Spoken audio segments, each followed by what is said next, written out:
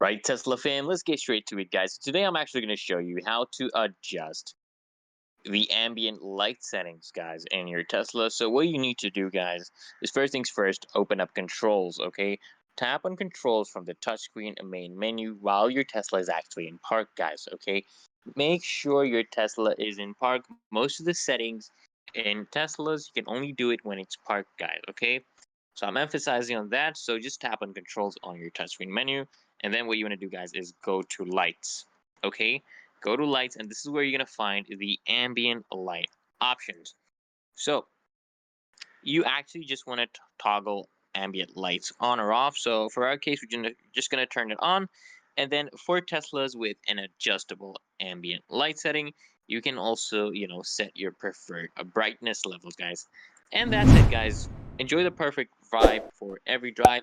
Hit that link in the description to upgrade your ride even further, guys. Make sure you subscribe and see you.